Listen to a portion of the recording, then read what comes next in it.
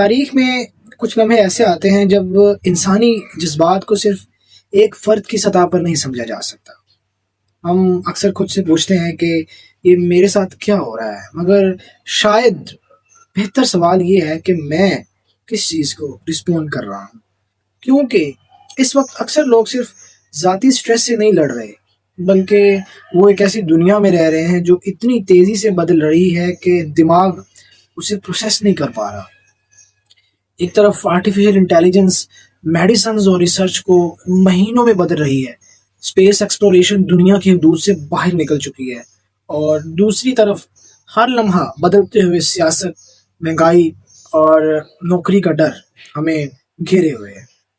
Hope اور uncertainty, امید اور بے یقینی کے ایک ساتھ ہمارے سامنے کھڑی ہیں دونوں چیزیں۔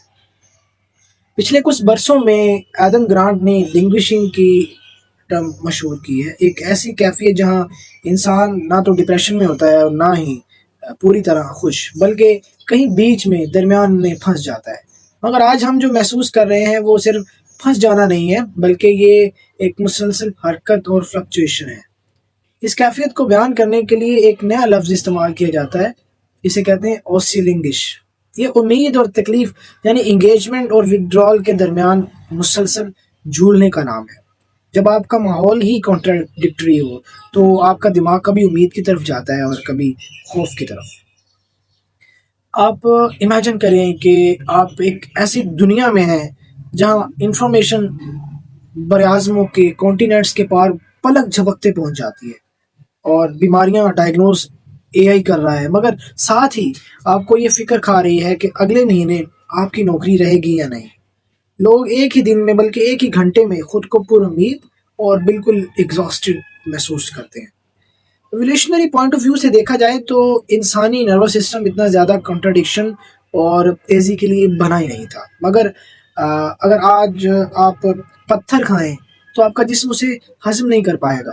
یہ آپ کی کمزوری نہیں ہے، یہ کوئی فالٹ نہیں ہے، بلکہ آپ کا سسٹم، ہمارا سسٹم اس فنکشن کے لیے ڈیزائن ہی نہیں تھا۔ بلکہ اسی طرح ہمارا دماغ ہر وقت کے ٹیکنالوجیکل چینجز اور گلوبل کرائسس کو ڈائجسٹ نہیں کر سکتا۔ جب سسٹم پر بوجھ حد سے زیادہ پڑ جاتا ہے تو وہ کلیئرٹی کی بجائے صرف سروائیول کو ترجیح دیتا ہے، بس وہ سروائیو کرتا ہے۔ بیزل وینڈر کوک کہتے ہیں کہ ٹراما صرف وہ نہیں ہے جو ہمارے ساتھ ہوتا ہے، بلکہ وہ ہے جو ہمارے جسم میں رہ جاتا ہے جب ہم اوور ویلمنگ تجربات کو پروسیس نہیں کر پاتے۔ اوسیلنگش اسی کا نام ہے۔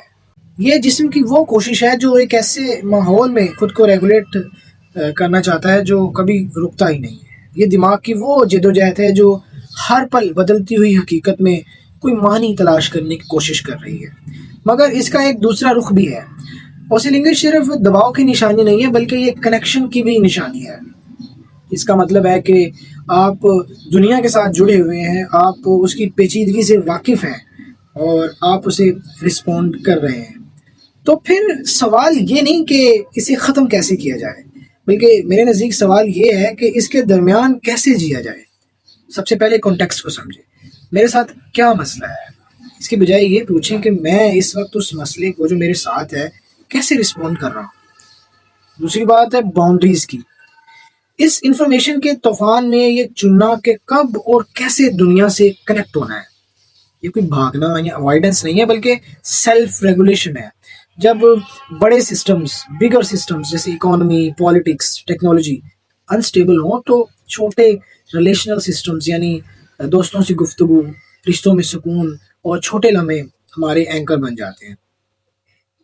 ہمیں جذباتی طور پر ایموشنل کو ایگزسٹنس کو اپنانا ہوگا۔ امید اور ڈر ایک ساتھ رہ سکتے ہیں، کلیئرٹی اور کنفیوژن ایک ساتھ موجود ہو سکتے ہیں۔ سائیکولوجیکل فلیکسیبلٹی کا مطلب یہ ہے کہ آپ دنیا کی پیچیدگی کو اپنے اندر جگہ دیں، مگر اس کے نیچے دب کر ٹوٹ نہ جائیں، مر نہ جائیں۔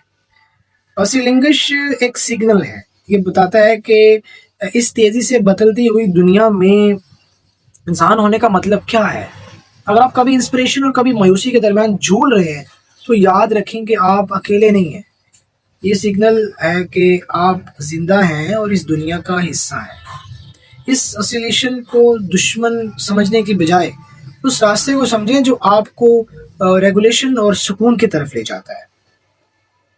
ایٹ دا اینڈ، اس ویڈیو کے آخر میں یہ سمجھنا ضروری ہے کہ اسی لنگش جو ٹرم ہے ہمیں ایک ایسے نئے قسم کی ہیومینٹی کی طرف لے جا رہی ہے، جو ایک نئی چیز ہے۔ ہم ایک ایسے صدی میں ہیں جہاں پرانے سائیکولوجیکل ماڈلز شاید پوری طرح کام نہ کریں۔ ہمیں نئے الفاظ، نئے اینکر پوائنٹس اور نئے طریقوں کی ضرورت ہے تاکہ ہم اس تیزی کے ساتھ قدم ملا سکیں۔ آپ کا نروس سسٹم تھک سکتا ہے مگر وہ اڈیپٹ کرنا بھی جانتا ہے، بس اسے تھوڑا وقت اور سکون دیں تاکہ وہ اس دنیا کی سٹونز کو ہضم کرنے کے بجائے ان میں سے راستے تلاش کر سکیں۔ اللہ حافظ۔